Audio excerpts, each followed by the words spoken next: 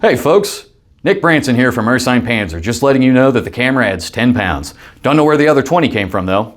Welcome to Beyond the Hype, where we explore gaming's most celebrated titles before they actually get a chance to get released and extremely disappoint us. On today's show, we explore a little-known small company and their attempts to break into gaming market with unexplored technology. Let's talk about Google Stadia. Now, before we go further, just a heads up, this episode is going to have a lot of technical jargon coming at you. So in order to keep your attention, I promise double the amount of trash can throwing action in this episode.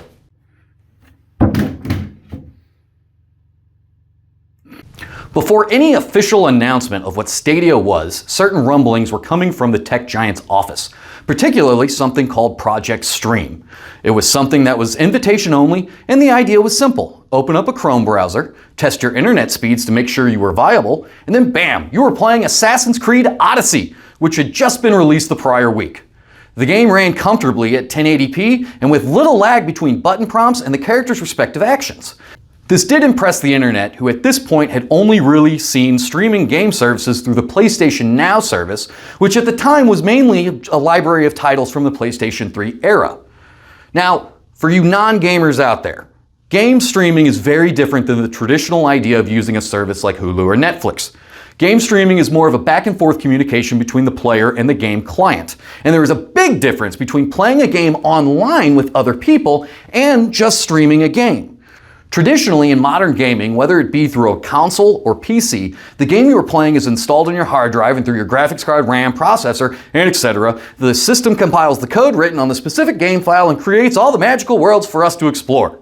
Game streaming, however, that game is on a server farm somewhere and handles all the processing power needed, and all you need to do is supply the internet and your games are all ready to go. However, with using the internet comes latency. And if the latency is bad enough, it can totally cause problems with immersion of the game. Crap, here comes some nerd stuff. Okay, trash can!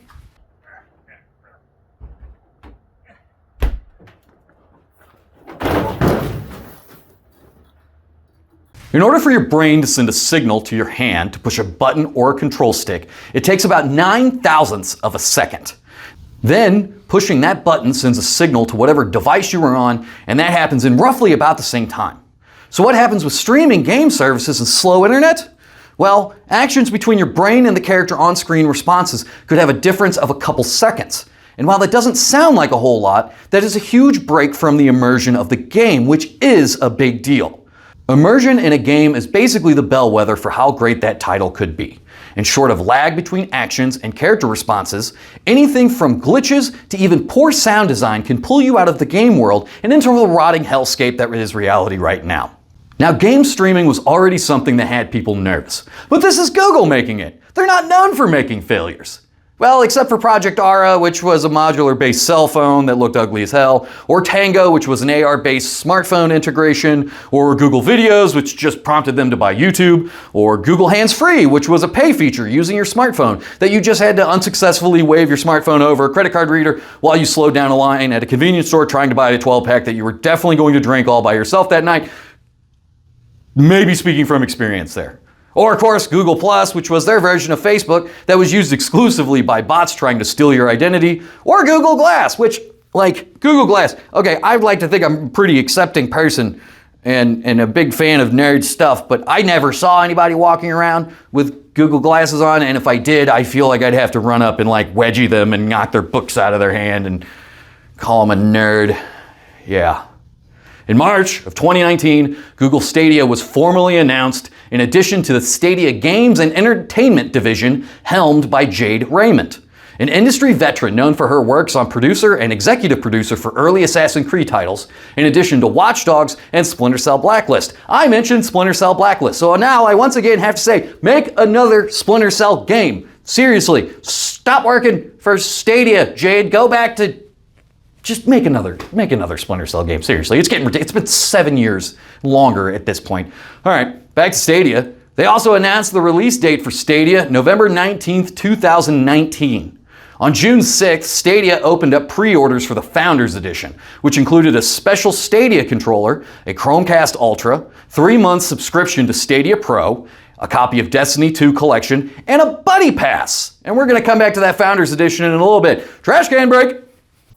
Hey Evan, I got the Stadia Founders Edition Buddy Pass. Do you want it? Sure.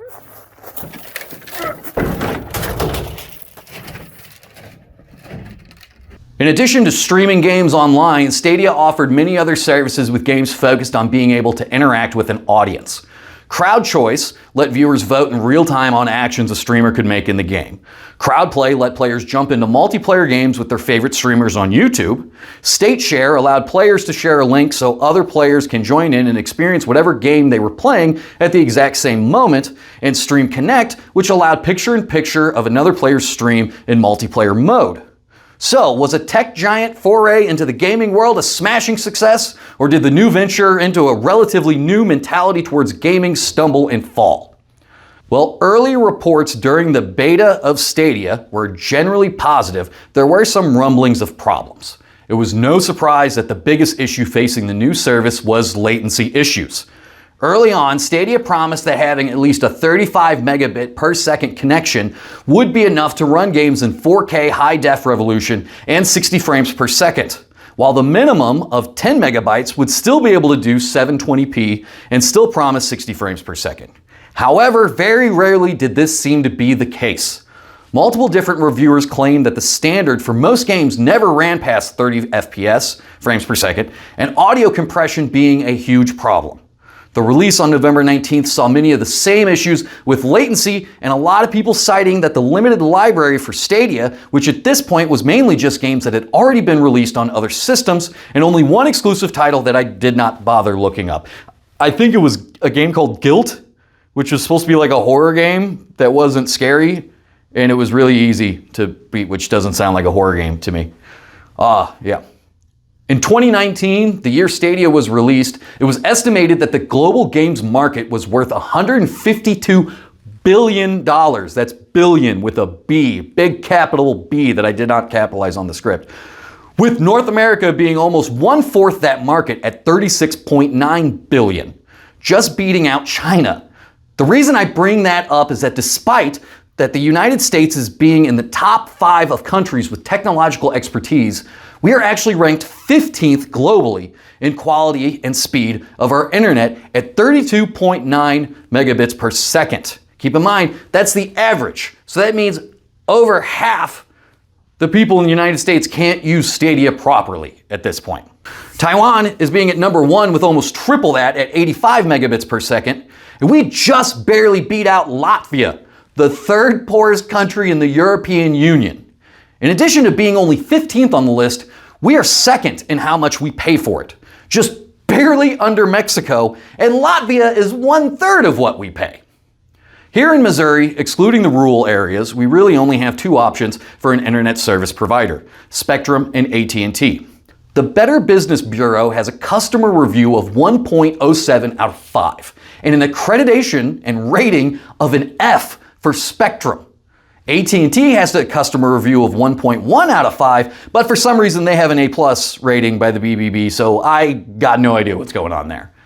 Outside of those options, or if those are not even options to have in the first place, there is satellite internet, which on a good day can maybe net you 5 megabits per second, or using a mobile hotspot, which usually comes with data caps and inconsistent service. So if these providers are so terrible, why are there no other options? 1997, the summer of love.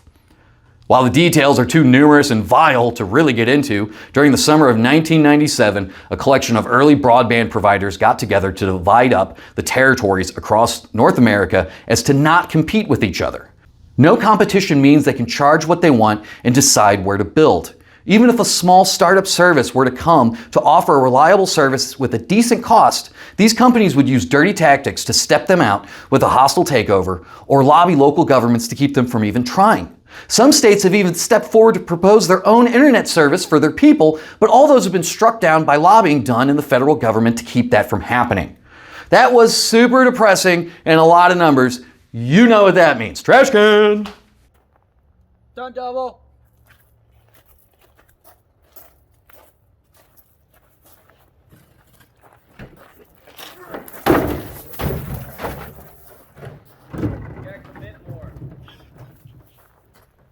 Now, I'm not saying that crappy internet provided by those evil ISPs are the reason Stadia had problems. Hell, they brought a lot of their own to the table.